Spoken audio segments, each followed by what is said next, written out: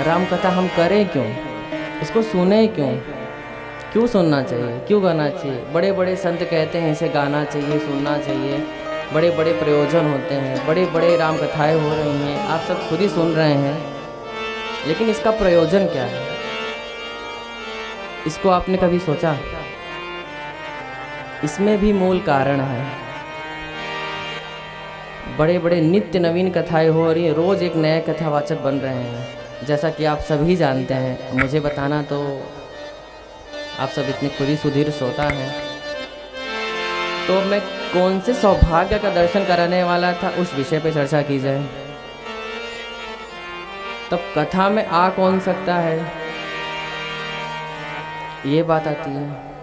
और कथा में यदि आप आए हैं तो ऐसे तो आए नहीं, जरूर आप पे कोई कृपा हुई होगी तभी आप आए, अन्यथा आप तो आ ही नहीं सकते।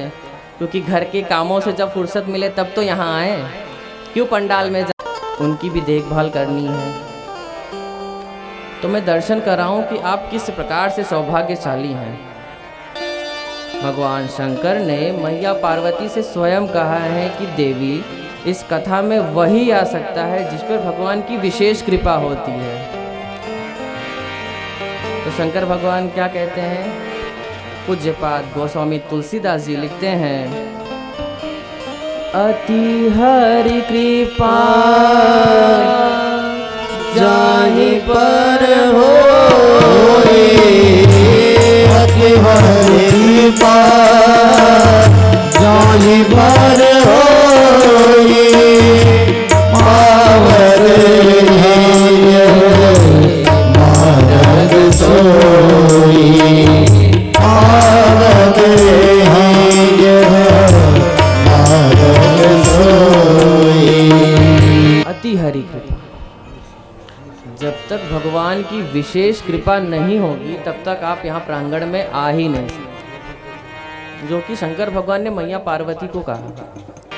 क्योंकि सामान्य कृपा से घर परिवार पद प्रतिष्ठा धन वैभव कई चीज़ें मिल जाती हैं, लेकिन ये कथा इतनी आसानी से नहीं मिलती। जब तक भगवान की विशेष कृपा आप पर नहीं होगी तब तक ये कथा आपको नहीं मिल सकती। अब आप ही देख लीजिए, आप लोगों ने तो देखा ही होगा, होर्डिंग पोस्टर बैनर तो लगे ही हैं, कितनों की संख्या में पैम्पलेट बढ़ते हैं, कितने ही लोगों को इनविटेशन कार्ड दिया जाता है, लेकिन आते कितने हैं? कुछ ही लोग तो आ पाते हैं, सब आ भी तो नहीं पाते। फ़ोन से, फेसबुक से, यूट्यूब के माध्यम से, फेसबुक के माध्यम से कई प्रकारों से आमंत्रण पत्र दिया जाता है, लेकिन लोग आ पाते हैं? इस मार्ग पे आना ही बड़ी कठिनाई है। और जब तक भगवान की विशेष कृपा आप पर नहीं होगी तब तक आप यहाँ आ नहीं सकते, और यहाँ आकर 3-3 घंटे बिना जलपान किए बैठ ही नहीं सकते। जब तक भगवान की कृपा नहीं होगी तब तक आप यहाँ आ ही नहीं सकते। क्योंकि सामान्य कृपा से तो सब चीज़ मिल जाएगा, लेकिन ये कथा सामान्य कृपा से नहीं मिलती है। भगवान की जब विशेष कृपा होती है तब ये कथा मिलती है। और एक बार जब यहाँ कथा पंडाल में जो आ गया, एक बार जो ये कथा पंडाल में आ जाएगा, उसके बाद फिर जाने वाला नहीं है। आज एक आएगा तो कल 4 को लेके आएगा।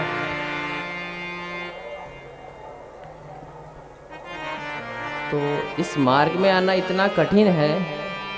पूज्यपाद गोस्वामी तुलसीदास जी लिखते हैं, आवत एहि सर अति कठिनाई, आवत एहि सर अति कठिनाई, राम कृपा बिनु आई न जाई, राम कृपा बिनु आई न जाई, आवत एहि सर अति कठिनाई,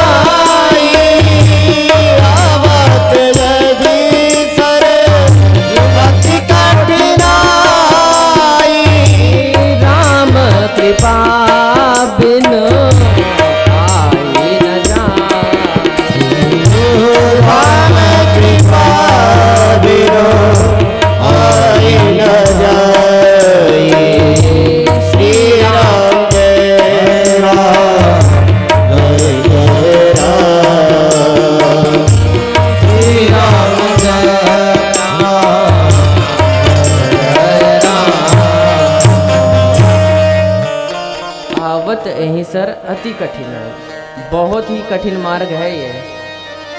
तो यदि इसी चौपाई को हम थोड़ा चेंज करें, थोड़ा परिवर्तित करें तो आवत यहीं सर बड़ी कठिनाई, आवत यहीं सर अति कठिनाई, राम कृपा से जे आई न जाई, राम कृपा आई न जाई। आवत यहीं सर अति कठिन है, राम कृपा से जे आई न जाए। एक बार जो आ गया वो दोबारा जाने वाला नहीं। ये राम कथा की महत्व है, विशेषता है इसकी। यदि एक बार आपने सुन लिया तो रोज रोज बार बार आपका मन करेगा सुनने, लेकिन सर्वप्रथम आना जरूरी है। यदि आप आएंगे तभी तो सुनेंगे, और आएंगे ही नहीं तो फिर कहाँ से सुनेंगे। आप सब जानते ही हैं कथा की एक मर्यादा है कि कथा के महिमा का गायन होना चाहिए, और कथा की महिमा का गायन प्रथम दिवस है। कथा की मर्यादा का मान रखते हुए हम कथा की महिमा का गायन करेंगे। आइए, कथा का महिमा का गायन होना चाहिए। आइए सब मिलकर भाव से जय जय राम कथा, जय श्री राम श्री राम कथा, जय श्री राम कथा, जय श्री राम कथा, जय राम कथा, जय राम कथा।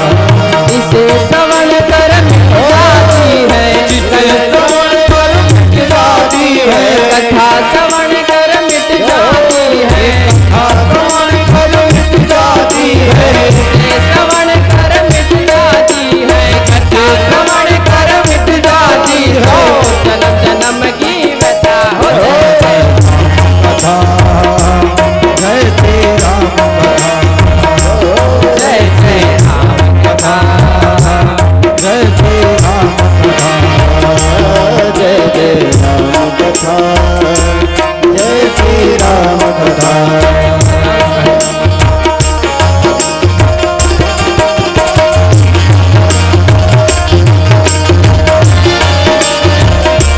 बाबा कहते हैं कलयुग में राम कथा कलिका मत, जीवन मोर सुहाए, राम कथा कलिका मत गाई, जनक जीवन मोर सुहाए, राम कथा कलिका मत गाए, सुजन सजीवन मोर सुहाए, राम कथा कलिका मत गाई, जनक जीवन मोर सुहाए, तुझे राम सकल जन रंजनी हो, राम सकल जन रंजने, तुझे राम सकल जन रंजनी, राम सकल जन रंजने, राम कथा कल कल सभी भंजन, राम कथा कल सुनि भंजन, तेरा परमार्थ बन जाए हो, परमानंद बन जाए, तेरा तेरा परमानंद बन जाए, जीवानंद जाए।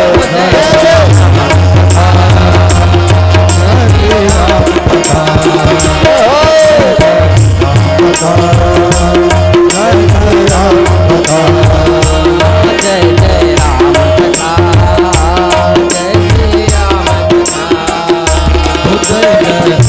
कथा। जय श्री राम कथा। आखिर हम क्यों बैठे हैं फिर? प्रश्न तो उठेगा ही।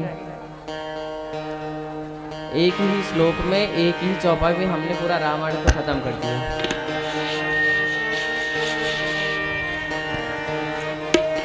यही तो है रामायण। वही राम रावण की कथा तो है।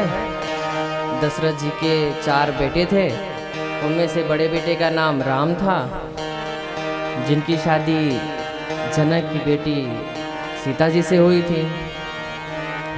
पश्चात रावण ने उनका हरण किया और उसके पश्चात राम भगवान ने युद्ध कर कर अपनी सीता जी को हासिल किया। यही तो है रामायण, और क्या है? यदि और कुछ है तो बताइए, कुछ अगर नया पता हो तो बताइए। यही तो रामायण है, यही तो राम कथा है। अच्छा, राम कथा हमारे कितने काम आती है? आखिर ये कथा हम जो करवाते हैं, सुनते हैं, तो ये कथा हमारे कितने काम आती है? किस किस प्रकार से ये हमारे लिए लाभदायक है? लोग हम सभी सुन रहे हैं, लेकिन इसका भी तो प्रयोजन है, इसका भी हेतु है, कारण है। यदि हम सुन रहे हैं तो इसमें भी कहीं ना कहीं कोई ना कोई रीज़न तो होगा ही कि आखिर हम कथा सुनते क्या हैं, सुनते क्यों हैं, इससे क्या मिलेगा हमें। इसके कारण, इसके हेतु, इसके प्रयोजन को जाने। कथा हमारे कितने काम आती है, आइए उसका दर्शन करें। कथा हमें ज्ञान समृद्ध कराती है। क्या समृद्ध कराती है? ज्ञान। कथा हमें सहनशीलता समृद्ध कराती है। कथा हमें श्रद्धा समृद्ध कराती है। कथा हमें करुणा समृद्ध कराती है। कथा गाते गाते व्यास के अंदर तो करुण भाव आ ही जाता है, लेकिन जो सुनने श्रोता आ रहे थे उनके अंदर भी करुण भाव आ जाता है, क्योंकि कथा ही इतनी करुणामयी है कि लोग सुनने से पहले ही समझ जाते हैं और करुण भाव अपने अंदर पहले ही प्रकट हो जाता है। इस प्रकार से करुणा समृद्ध कराती है। कथा का जो मूल तत्व है, हम कथा सुन रहे हैं, जो कथा का मूल तत्व है वो करुणा ही है। यदि करुणा है तभी कथा है, नहीं तो फिर कथा का मीनिंग ही नहीं है। यदि आप बैठे हैं और आपके अंदर यदि करुण भाव नहीं है तो कथा सुनने में वो आनंद नहीं है। क्योंकि यदि आपको करुण भाव है आपके अंदर, आप करुणामयी है, तभी ये भगवान की दिव्य कथा को आप सुन सकते हैं और तभी आप समझ सकते हैं कथा की जो महिमा है। तो अभी हमने देखा कि करुणा समृद्ध कराती है, उसी प्रकार यह कथा धन समृद्ध कराती है। क्या समृद्ध कराती है? धन। धन का मतलब पैसा नहीं। आपके दिमाग में विचार आ रहा होगा कि कथा तो धन समृद्ध कराती, महाराज जी बोल रहे हैं। ये जो धन की परिभाषा है, इसको थोड़ा चेंज किया जाए, इसको परिवर्तन किया जाए। मीरा ने क्या गाया? पायो जी मैंने राम रतन धन पायो, पायो जी मैंने राम रतन धन पायो, पायो जी मैंने राम रतन धन पायो। राम रतन धन श्याम रतन धन, राम रतन धन श्याम रतन धन, राम रतन धन पायो, पायो राम रतन धन पायो, पायो जी मैंने राम रतन धन पायो, पायो जी मैंने राम रतन धन पायो। वस्तु अमूल्य दी मेरे सद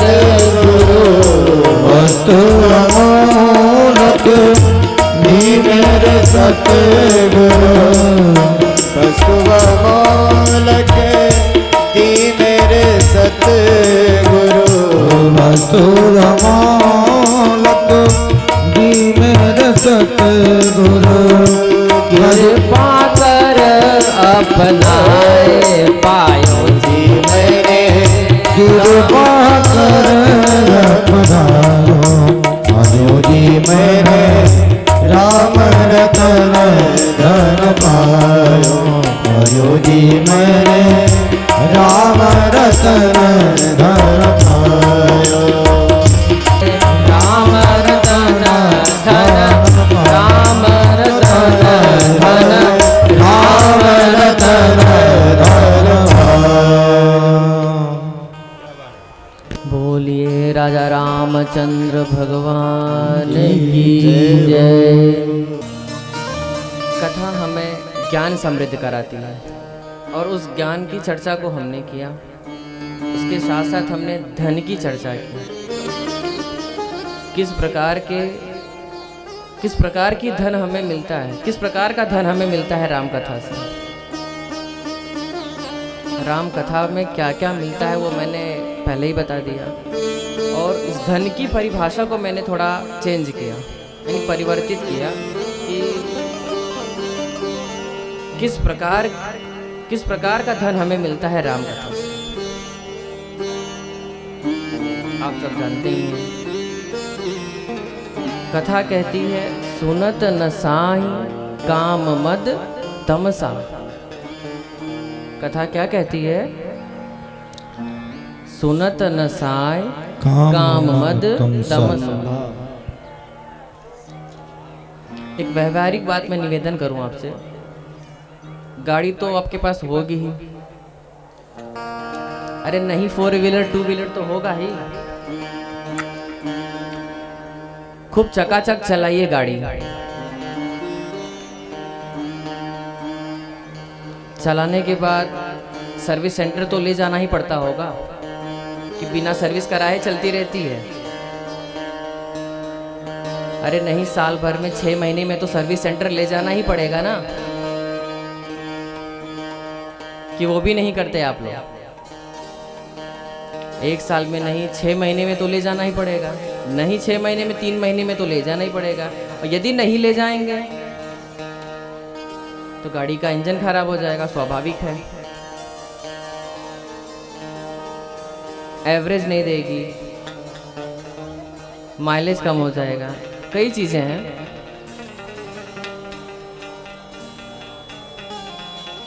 तो ये जो कथा पांडाल दिख रहा है ना आपको, जो कथा पांडाल है ये भी एक सर्विस सेंटर है। जिस प्रकार से गाड़ियों का सर्विस सेंटर होता है उस प्रकार ये कथा पांडाल भी सर्विस सेंटर है।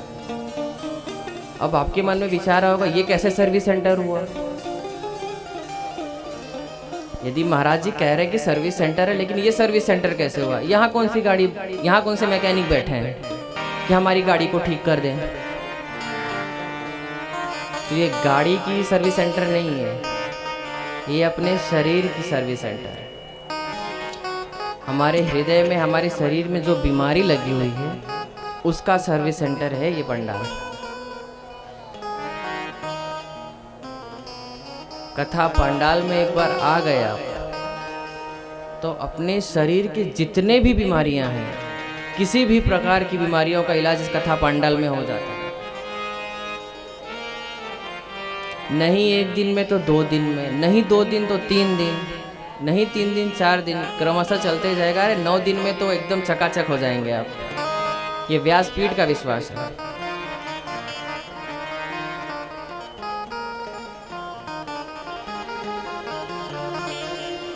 कथा पांडाल में आना सबसे बड़ी कठिनाई है, जैसा कि मैंने पहली चौपाई में ही आपको बताया कि कथा पांडाल में ही आना सबसे बड़ा कठिन मार्ग है। और यदि एक बार आ गए फिर दोबारा जाने वाले नहीं हैं आप। जाएंगे नहीं वो तो है, प्लस आपकी जो ये शरीर रूपी बॉडी है, जो गाड़ी है, इसकी भी सर्विस होगी, वो भी लाभदायक है। अब आप गिनते जाइए कितने लाभ मैंने गिना दिए आप लोगों को कि इस राम कथा से कितना लाभ मिलेगा। कितने लाभों को मैंने अभी बता दिया।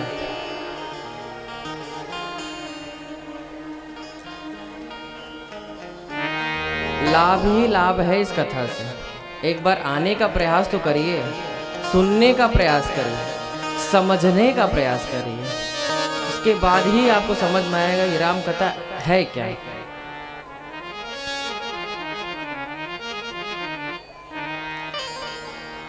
एक बात मैं निवेदन करूं आपसे, ब्रज की बात है। ब्रजवासी जा रहे थे सड़कों पे, तो दोनों मित्र थे, दोनों फ्रेंड्स हैं। तो एक ने उससे पूछा कि कहाँ जा रहे हो भाई? तो उन्होंने कहा कि राम कथा सुनने जा रहे हैं। बोले राम कथा सुनने जा रहे हो? तो उसने ब्रज की भाषा में बोला कि का धरो है ई कथा में। क्या कहा? का धरो है ई कथा में। उसने बोला का धरो है? रोज नित्य नवीन कथाएं हो रही, रोज नए नए कथावाचक गा रहे हैं, पब्लिक सुन रही है, लोग सुन रहे हैं, श्रवण कर रहे हैं, उसको समझ रहे हैं, और आप बोल रहे हो का धरो ई कथा में। तो उसने कहा कछु ना धरो ई कथा में। फिर वही बात, अरे ऐसा ना बोलो भाई, ऐसे कैसे, कुछ नहीं है। अभी कुछ देर पहले महाराज जी इतना लाभ बता रहे थे, बोल रहे हैं कुछ है ही नहीं, कछु ना धरो ई कथा में। कथा ही तो सब कुछ है। यदि समझे तो सब कुछ है, ना समझे तो कुछ नहीं। उसने बोला कुछ नहीं रखा है इस कथा में, जाने की कोई जरूरत नहीं है, रहने दो। ये सब कथा वाचकन को धंधा है, धंधा है। ये कैसे आप बोल रहे हैं भाई? ऐसा ना बोलो। अरे व्यास हैं, कथावाचक हैं, इस प्रकार से बोलना उचित नहीं है ना। बोले नहीं, बड़े बड़े कथावाचकों को ही धंधा है। बड़ो बड़ो पांडाल बनावे, मोटी मोटी दक्षिणा लेवे और जय श्री राम बोलवावे। और क्या है इस कथा में? ये कथावाचकन को धंधा है। 3-3 घंटा जाए को वहां बैठो, ना जलपान ना कुछ ना कुछ। और हमें क्या मिलेगा इससे? हमें तो कुछ नहीं। व्यास जी आएंगे, मोटी मोटी दक्षिणा लेंगे और चलते बनेंगे जय श्री राम। बोल दो ना जय श्री राम। जय श्री राम। तो ब्रजवासी उसे बोलता है कि कछु ना धरो ही कथा में, मत जाइए। आइए मैं आपको 1 मिनट में आपको राम कथा सुना देता हूँ। 1 मिनट। उसने बोला 1 मिनट में? कथावाचक 3-3 घंटा बैठते हैं, कभी कभी बार तो 4-4 घंटे बीत जाते हैं, और आप बोल रहे हैं कि 1 मिनट में हम कथा सुनाएंगे। वो कैसे? वो कैसे आप सुनाएंगे? 1 मिनट में 3 घंटे की कथा को, 4 घंटे की कथा को आप 1 मिनट में सुनाएंगे? ये कैसे संभव है? या तो आप बहुत बड़े ज्ञानी होंगे, या तो बहुत तुच्छ मानसिकता के होंगे, तभी तो आप कह सकते हैं कि 1 मिनट में सुना देंगे। अब भाई 3-3 घंटे कथा चलती है, 4-4 घंटे चलती हैं, और आप बोल रहे हैं कि 1 मिनट में सुनाऊंगा।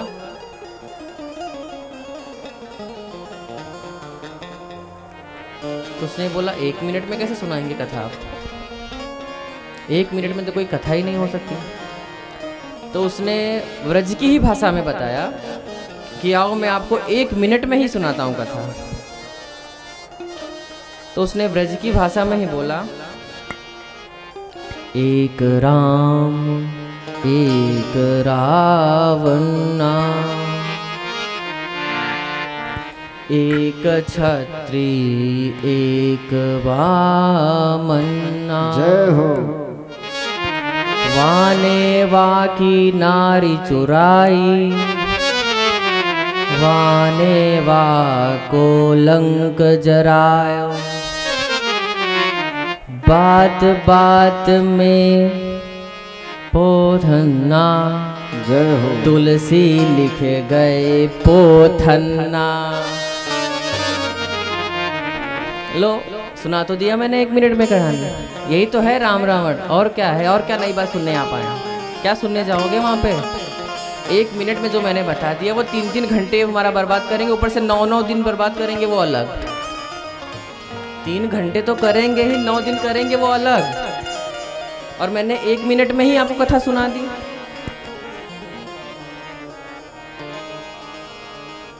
अब मानते हैं कि नहीं मानते कि 1 मिनट में कथा उन्होंने सुना दी? तब आपके मन में भी ये विचार आएगा कि हम क्यों 3 घंटा बैठे, हम क्यों 9-9 दिन बैठे यहाँ पे। 1 मिनट में ही जब कथा हो जाती है तो हम 9-9 दिन क्यों बैठे भाई?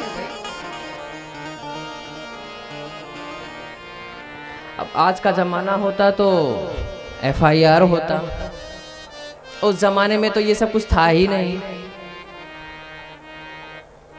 इस जमाने में होता तो FIR होता। अब उस जमाने में FIR तो था नहीं, सीधा फायर ही होता था। सीधा फायर हुआ और लंका जल गई। अब यहाँ FIR की बात हो रही, उधर तो सीधा फायर ही होता था। अब यहाँ सोचते हैं कि फायर होगा, उस जमाने में था सीधा फायर। FIR के चक्कर में क्यों ना सीधा फायर ही कर दो। सीधा लंका को जलाया और सीता माँ को लेके चले आए।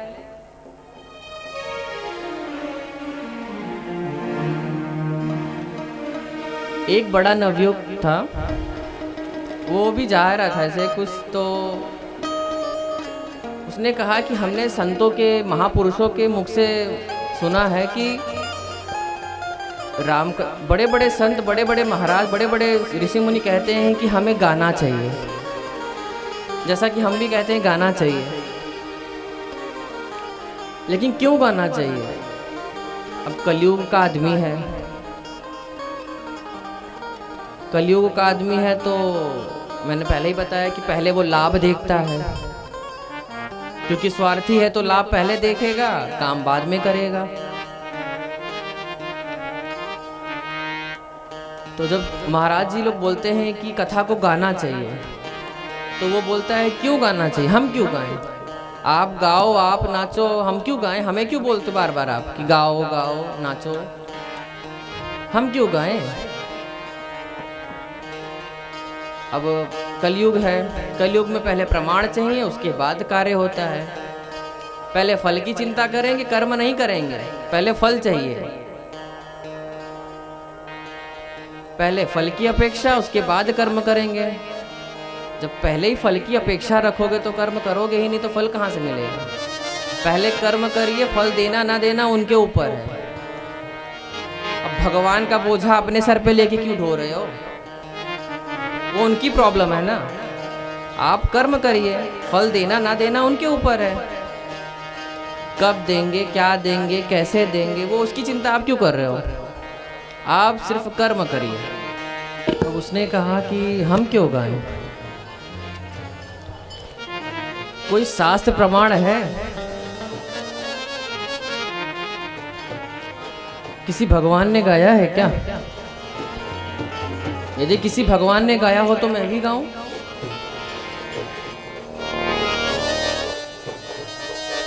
तो जब भगवान ने गाया है कि नहीं गाया है, इसका भी परिचय कराना जरूरी है।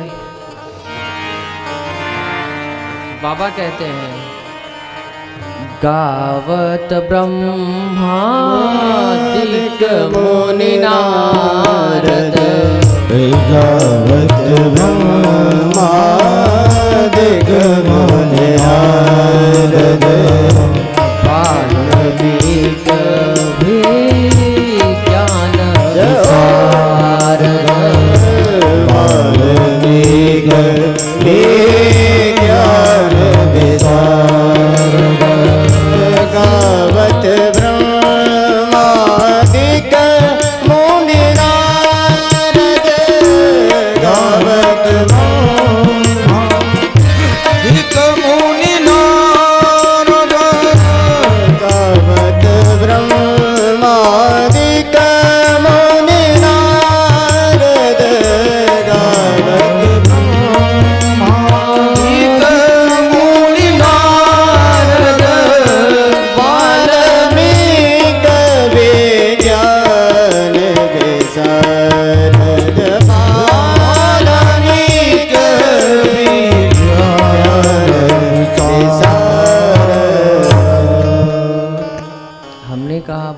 जी गा रहे, नारद जी गा रहे, सुखदेव जी गा रहे, सनकादिक गा रहे, हनुमान जी गा रहे, सब तो गा रहे, भाई आप भी गाओ।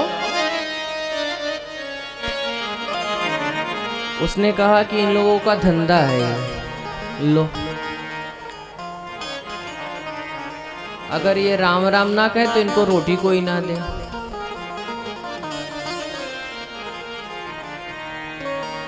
अब वो सोचने लगा,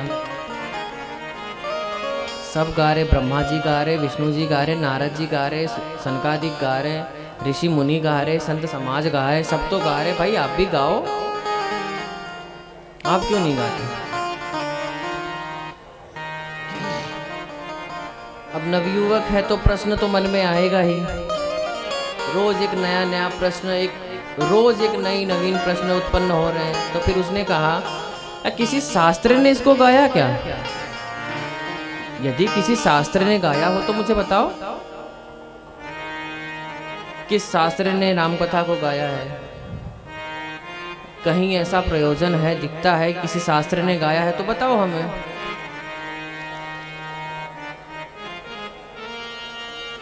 शास्त्र की बात आ गई।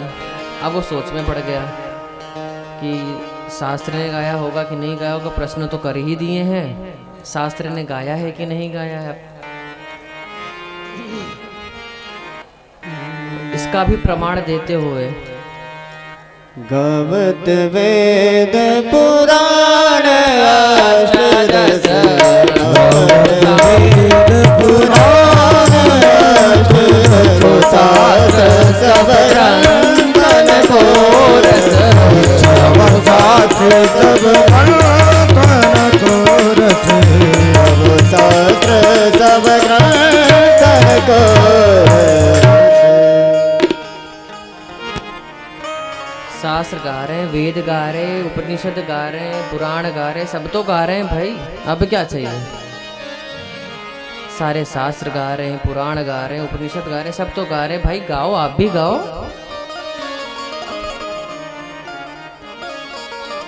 उसने कहा, हम तो नहीं जानते, हम तो नहीं मानते, हम ठहरे गृहस्थ,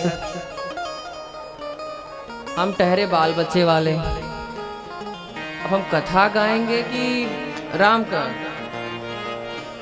या तो कथा ही गा लें या तो गृह कार्य कर लें। घर के कामों से ही फुर्सत नहीं है, ये नहीं है घर में, वो नहीं है, ये नहीं है, चीनी खत्म है, चाय पत्ती खत्म है, ये खत्म है, वो खत्म है, तमाम प्रकार की बातें हैं। घर के कामों से जब फ्री हो तब तो राम कथा गाएं। अब भाई कलयुग है, आपके जनरेशन में तो बच्चे, अब क्या बोलना है, हम भी उसी जनरेशन के हैं तो कुछ बोल भी नहीं सकते। तो उसने कहा कि क्या किसी गृहस्थ ने इसे गाया है क्या? किसी सांसारिक परंपरा ने गाया है क्या? किसी गृहस्थ ने गाया हो? अब ये भी बात है, अब ऐसे कौन से गृहस्थ ने इसको गाया है? ऐसा कौन सा गृहस्थ होगा जो राम कथा गा रहा है?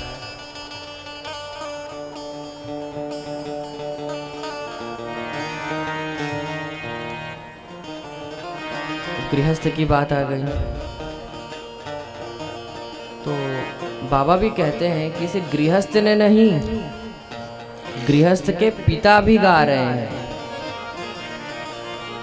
अब आपके मन में विचार आए, गृहस्थ के पिता कौन हुए? जो दुनिया के सबसे बड़ी गृहस्थी हैं वो गा रहे हैं, तो आप भी गाओ। दुनिया की सबसे बड़ी गृहस्थी, अब ये कौन नया आ गया कि दुनिया का सबसे बड़ा गृहस्थ है?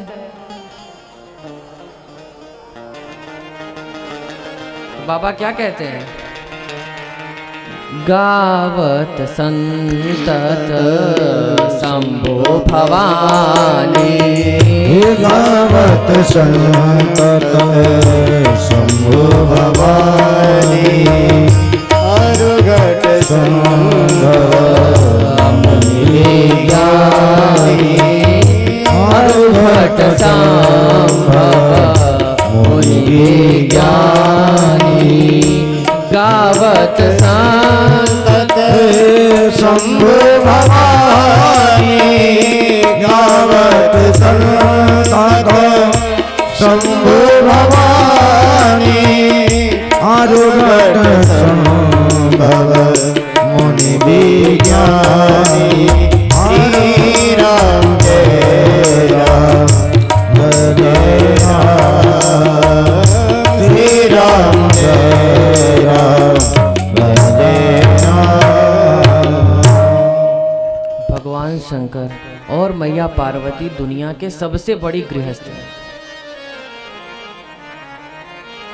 दुनिया के यदि सबसे बड़े कोई गृहस्थ हैं तो शंकर भगवान। जब वो गा सकते हैं तो फिर आपको गाने में क्या प्रॉब्लम है? आप भी गाइए। सब तो गा रहे हैं, गृहस्थ गा रहे हैं, विरक्त गा रहे हैं, संत समाज गा रहे हैं, साधु गा रहे हैं, सब तो गा रहे हैं भाई, आप भी गाओ। सब गा रहे हैं तो आपको भी तो गाना ही पड़ेगा ना। क्या गाना पड़ेगा? जय जय राम कथा, जय श्री राम कथा, जय जय राम कथा, जय श्री राम कथा, जय श्री राम कथा, जय श्री राम कथा। इसे श्रवण कर मिट जाती है, श्रवण कर मिट जाती है, जिसे श्रवण कर मिट जाती है, सो जन्मों की बता। राम कथा, जय श्री राम कथा, जय जय राम कथा, जय श्री राम कथा।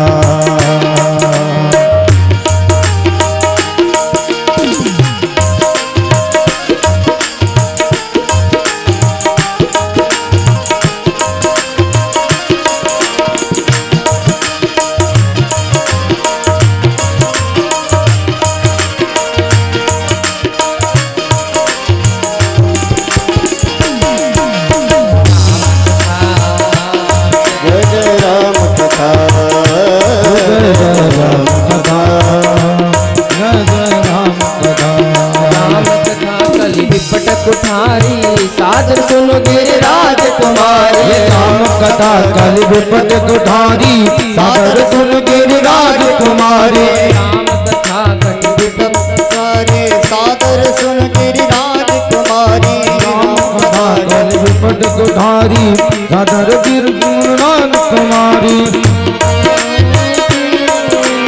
तेरा सब संशय भागेगा, तेरा सब संशय भागेगा। पार्वती कर यथा जय जय राम कथा, जय जय राम कथा, जय जय राम कथा। जिसे श्रवण कर मिट जाती है, श्रवण कर मिट जाती है, श्रवण कर मिट जाती है, जिसे श्रवण कर मिट जाती है, तो जन्मों की बता।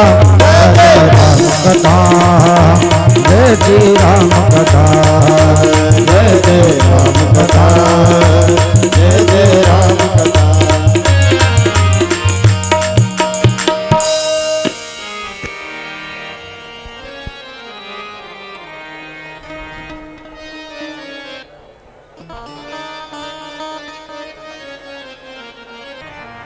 अब बात आती है कि रामचरितमानस को कौन गा सकता है,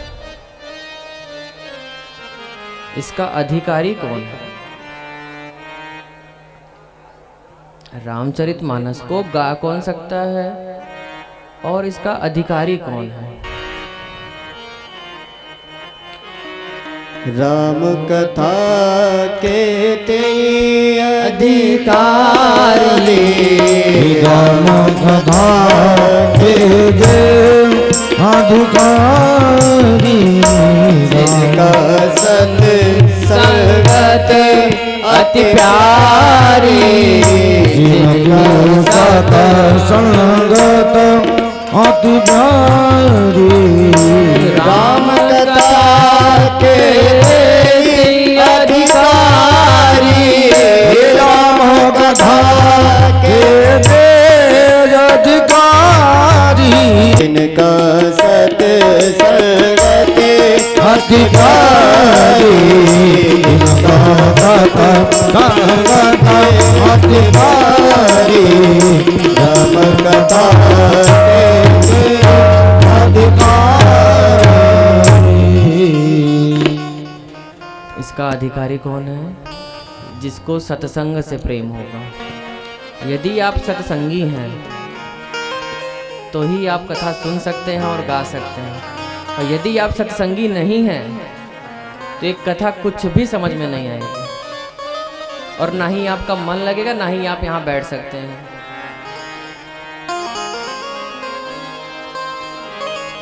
आएंगे भी, मान लीजिए आप आ भी गए, और यदि आप सत्संगी नहीं हैं तो बैठने में प्रॉब्लम होगी, कभी इधर कभी उधर, कभी कुछ कभी कुछ, कभी प्यास लगेगी, कभी नींद आएगी। एक तरह से देखिए कि जो सोने वाले उनको सोने भी दिया जाए। अब वो क्यों? अब आज का जनरेशन ऐसा हो गया कि जब तक नींद की गोली ना खाओ तो नींद ही नहीं आती है। इससे तो अच्छा यही है कि भाई कथा में आओ और शांति से सो जाओ। बगल वाला पूछेगा कि भाई सो रहे हो? अरे नहीं नहीं, कथा सुनते हम समाधि लग गई, हमको हम समाधि में चले गए। 3 घंटा हो जाएगा तो बता देना और हम उठ जाएंगे। बोल दो ना जय श्री राम। जय श्री राम।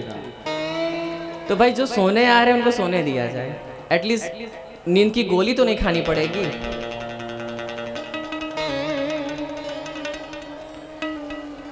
तो जिसको सत्संग से प्रेम होगा वही ये कथा सुन सकता है, वही कथा गा सकता है, और वही इस कथा में बैठ भी सकता है।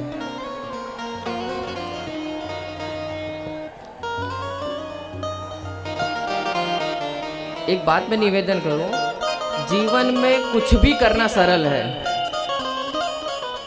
जीवन में कुछ भी करना सरल है, कुछ भी हो। डॉक्टर बनना सरल है, इंजीनियर बनना सरल है, कुछ भी बनना सरल है। किसी भी फील्ड को ले लो, आप किसी भी फील्ड में चले जाओ, सब सरल है। लेकिन सरल बनना ही सबसे कठिन है। सब बनना सरल है, लेकिन सरल बनना सबसे कठिन है। यदि आप सरल हैं तो सब कुछ है। यदि आपके अंदर सरल भाव नहीं है तो फिर कोई मीनिंग नहीं। अब उसका क्या वर्णन करूं मैं? तो अपने स्वभाव में पहले सरलता लाइए। कई बार लोग प्रश्न करते हैं कि महाराज जी, मानस को पढ़ने का कोई विधि है क्या? मानस पढ़ने का कोई तरीका है क्या? किस प्रकार से पढ़ा जाए, कैसे पढ़ा जाए, कोई विधि है क्या? एक बात मैं निवेदन करूं कि मानस को पढ़ने की कोई विधि नहीं है। खाली पेट पढ़ो तो भी उतना ही फायदेमंद है, भर पेट पढ़ोगे तो भी उतने फायदेमंद है, दिन में पढ़ोगे तो भी उतने फायदेमंद है, रात में पढ़ोगे तो भी उतने फायदेमंद है, और दोपहर में पढ़ोगे तो भी फायदेमंद ही है। तो मानस को पढ़ने का कोई नियम नहीं, कोई एक भी नियम नहीं। जब चाहो, जैसे चाहो, खा के चाहो, बिना खाए चाहो, दिन में चाहो, रात में चाहो, दोपहर में चाहो, चाहे जब चाहो आप पढ़ सकते हैं। इसकी कोई विधि नहीं है, कोई विशेष प्रकरण नहीं है कि ऐसा करना चाहिए वैसा करना चाहिए। कोई बोलते हैं कि 2 ही चौपाई पढ़ो, 4 ही, जितना समझ में आए उतना ही पढ़िए। मेरा ऐसा मानना है कि जितना आपको समझ आए, एक ही चौपाई समझ में आती है तो एक ही पढ़िए, लेकिन पढ़िए।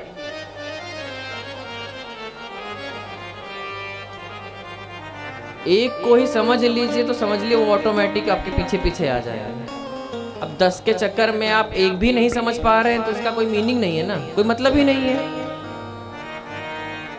अब मेरा तो ऐसा मानना है कि ऐसा कोई भी हिंदू नहीं होगा जिसको मानस की एक भी चौपाई ना याद हो। नहीं कुछ याद हो, एक चौपाई तो जरूर याद होगी। मंगल भवन अमंगल हारी, हे मंगल भवन मंगलहारी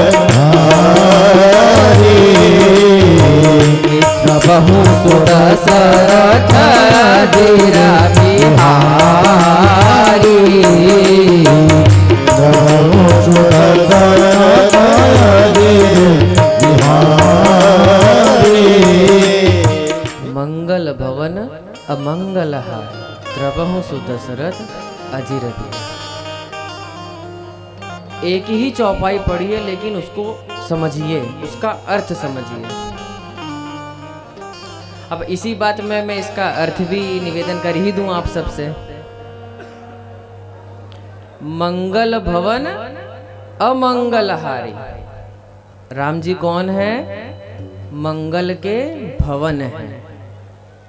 राम जी कौन है? मंगल के भवन है। और करते क्या हैं? अमंगल हारी, अमंगल को हर लेते हैं। मंगल के भवन है और अमंगल को हर लेते हैं। द्रवहु सुदशरथ अजीर बिहारी।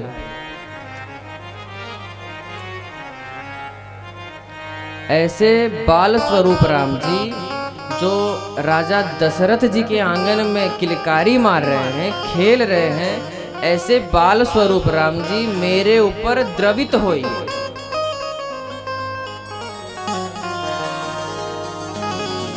क्या कहा? मंगल के भवन है, अमंगल को हरने वाले हैं।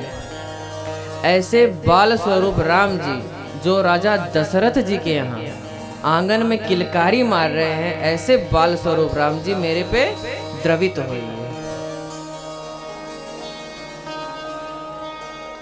इस चौपाई का अर्थ है। तो कहने का मतलब ये है कि आप एक ही पढ़िए लेकिन उसको समझिए, उसके अर्थ को जानिए कि उसका अर्थ क्या है। अभी आप सब तो जानते ही हैं कि रामायण का पाठ होता रहता है 24 घंटे वाला। बड़े बड़े कलाकार आते हैं और ढोल लगाड़े पे झमर झमर झमर झमर बजाए पड़े रहते हैं। क्या गा रहे? कुछ आया तो ठीक है, नहीं तो जय श्री राम है। और जो करवाता है, इसका जो प्रयोजन करवाता है, जो इसको करवाता है, वो तो बैठता ही नहीं है। सबसे बड़ी बात, कलाकार आके बैठ गए, वो तो बजा के उनसे क्या, उनको तो दक्षिणा से मतलब है। लेकिन जो आयोजक होता है वो तो बैठता ही नहीं है, वो तो एक लाइन भी नहीं पढ़ता। और यहाँ कलाकार आते हैं और अपने धुन पे गा के चले जाते हैं। इस चीज को थोड़ा, मेरा ऐसा मानना है कि इसको चेंज किया जाए। यदि आपने आयोजन किया है उस चीज का, तो आयोजकों की ये बात है कि आप बैठे उसमें, बैठे नहीं उसमें, आप भी दो चार चौपाइयों को, दो चार चीजों को गाएं उसमें। आप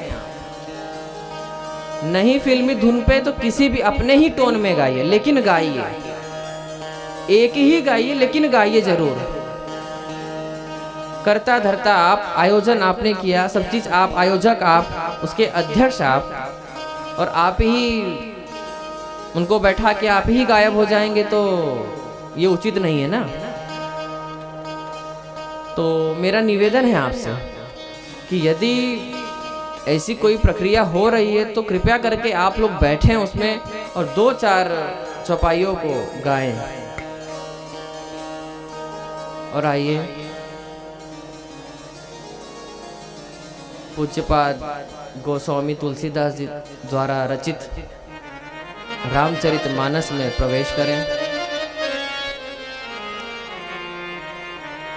सर्वप्रथम पूज्यपाद गुरुदेव भगवान ने 7 श्लोकों का वर्णन किया है और 7 श्लोकों के बाद पंचदेव की उपासना की है भगवान ने।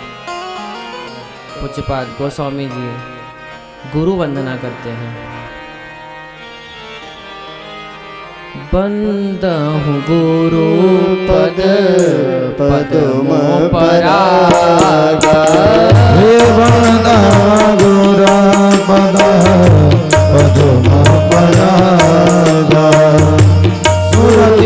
सुभाष सरस अनुराग सूरज सुभाष सरस अनुराग अमिय मोरी चूरन चारो अमिय मोरी चूरन चारो मन सुख रोज परिवार रोज परिवार। पूज्यपाद गोस्वामी तुलसीदास जी ने गुरु वंदना की है, गुरु का महत्व बताया है। हमारे जीवन में गुरु का क्या महत्व है, गुरु का ही महत्व नहीं बताया है। गुरु के चरण रज की वंदना की गई है।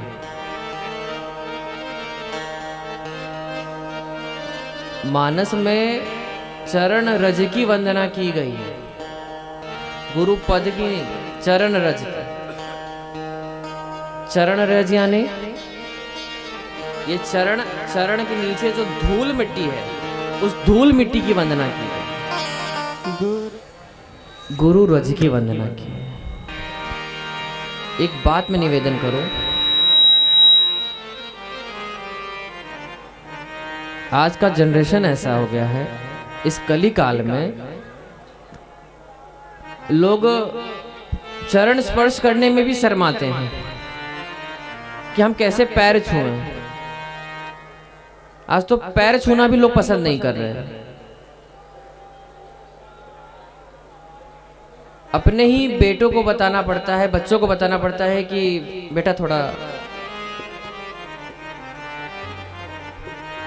ऐसी विचारधारा अपने घर में, अपने परिवार में बना दीजिए कि लोग घर में एंट्री हुई नहीं कि तुरंत, लेकिन वो विचारधारा बनाना तो फिर अब आप सबकी बात है, अब हम क्या कहें उसमें। और जो करते भी हैं, मान लीजिए जो नहीं करते तो कोई बात ही नहीं, और जो करते भी हैं, चरण स्पर्श के लिए बोला जाए तो घुटने टेकते हैं, खड़े खड़े ही कर लिए जय श्री राम। ये कोई बात है क्या? अरे भाई चरण स्पर्श करना है तो चरण कहाँ है वो तो देखिए, पहले उसको समझिए कि चरण है कहाँ। क्या अभी से रीढ़ की हड्डी में प्रॉब्लम आ गई है क्या? क्या आपको झुकने में समस्या हो रही है? चरण स्पर्श की महत्व को समझिए, क्योंकि यदि हम चरण स्पर्श करेंगे ना तो हमारे पास सिर्फ इनकमिंग ही आएगी, और घुटना टेकेंगे तो आउटगोइंग हो जाएगा सब। समझ रहे हैं ना बात को? अगर आप चरण स्पर्श करेंगे, झुकेंगे, चरण स्पर्श करेंगे तो आपके पास इनकमिंग आएगी, जो आपके पुण्य पुंज हैं वो एकत्रित हो जाएंगे,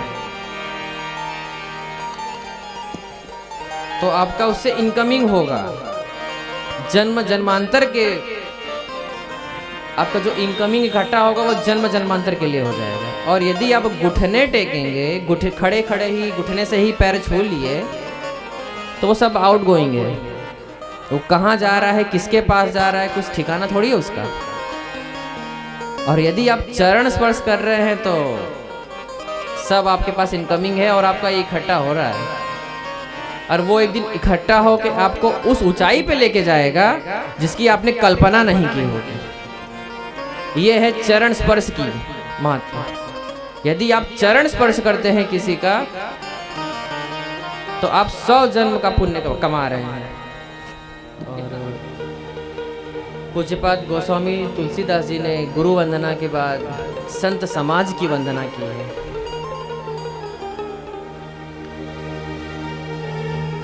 यदि आपको संतों का दर्शन हो रहा है, संतों का दर्शन भी बहुत दुर्लभ है। यदि संतों का दर्शन यूं ही हो जाता लोगों को, तो संतों की शायद, मेरा ऐसा मानना है कि संतों की जो महत्व है, संतों का जो महत्व है वो खत्म हो जाता है, मेरा ऐसा मानना है। क्योंकि संत हृदय नवनीत समान है।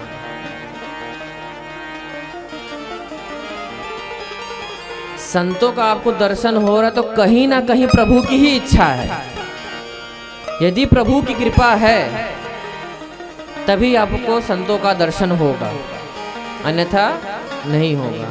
तुलसीदास जी ने संत समाज की वंदना की है और संतों का दर्शन भी भगवान की कृपा से ही मिलता है। और यदि कहीं आपको, आप कहीं जा रहे हैं, संतों का दर्शन हो गया तो तुरंत प्रणाम करिए। ये संत समाज कौन है? ये भगवान के पुलिस है। संत समाज कौन है? भगवान के पुलिस हैं। यदि आपके द्वार पर अचानक कोई संत आ जाए या साधु आ जाए तो समझ जाइए कि भगवान ने अपनी पुलिस आपके घर पे भेज दी है। तो संत समाज क्या है? भगवान की पुलिस है।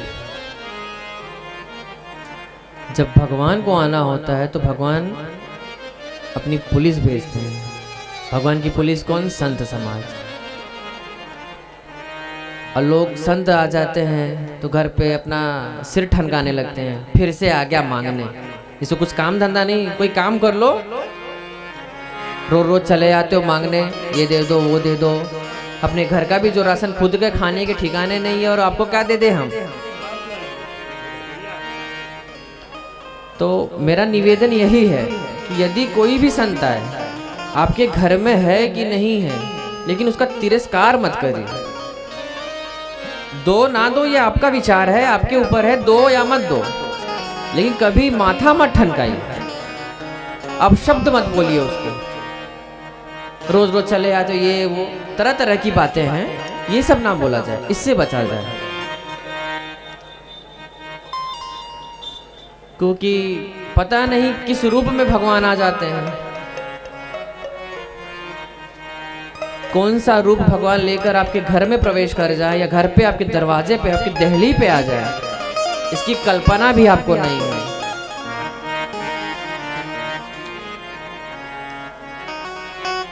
तो इस चीज से बचा जाए। बाबा ने क्या महिमा बताई है सत्संग की, संतों की।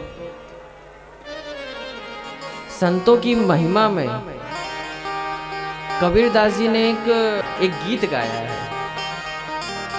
संतन के संग लाग रे तेरी अच्छी बनेगी। संतन के संग लाग रे तेरी अच्छी बनेगी। अच्छी बनेगी तेरी बिगड़ी बनेगी। अच्छी बनेगी तेरी बिगड़ी बनेगी। बिगड़ी बनेगी तेरी अच्छी बनेगी। बिगड़ी बनेगी तेरी अच्छी बनेगी। हो ये तेरो बड़ भाग रे, हो तेरी अच्छी बनेगी।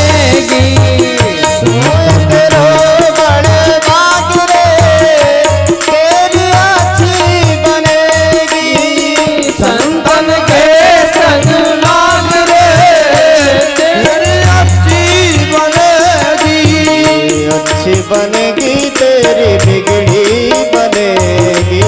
अच्छी बनेगी तेरी बिगड़ी बनेगी। संतन के संग लाग रे तेरी अच्छी बनेगी। संतन के संग लाग रे तेरी अच्छी बनेगी। हरि बोल।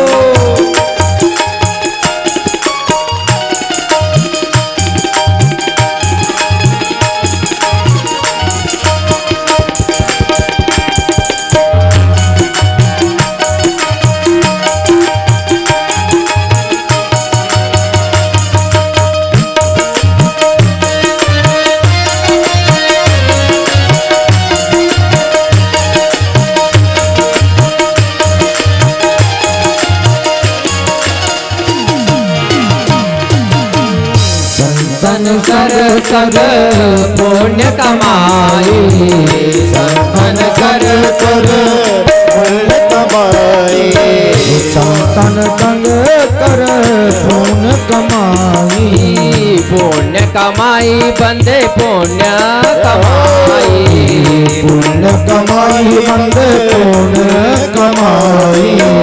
राम चरण हो राग रे, हो तेरी अच्छी बनेगी, राम चरण अनुराग रे, तेरी अच्छी बनेगी, संतन के संग लाग रे, तेरी अच्छी बनेगी, अच्छी बनेगी तेरी बिगड़ी बनेगी, अच्छी बनेगी तेरी बिगड़ी बनेगी, संतन के संग लाग रे, तेरी अच्छी बनेगी, संतन के संग लाग रे, तेरी अच्छी बनेगी।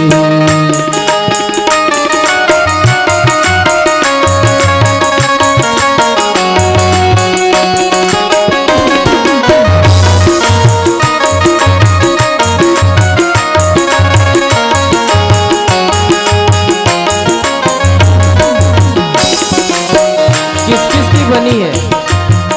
संतों के सानिध्य में किस किस की बनी है?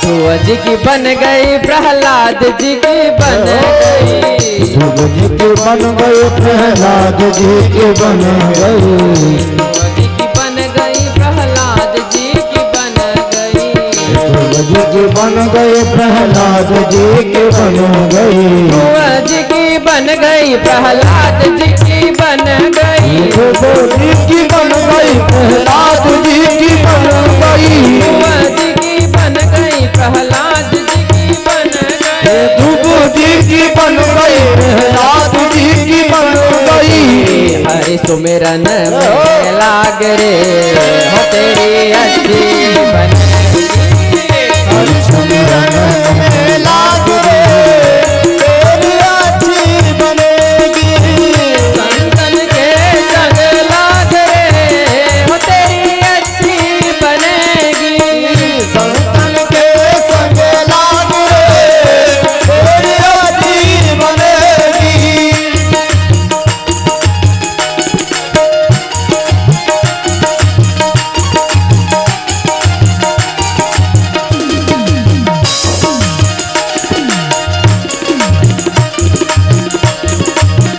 बहुत सो लिया आपको, जब देखो तब सोते ही रहते हैं, अब तो जागो। मोहन शाम में बहुत दिन सोए, बहुत दिन सोए, मोहन शाम में बहुत दिन सोए, मोहन शाम बहुत दिन सोए, बहुत दिन सोए, बहुत दिन सोए, बहुत दिन सोए, बहुत दिन सोए, जाग सके तो जाग रे, हाँ जी जाग सके तो जाग रे, तेरी अच्छी बनेगी, ये संतन के संग लाग रे, तेरी अच्छी बनेगी, संतन के संग लाग रे, तेरी अच्छी बनेगी, संतन के संग लाग रे,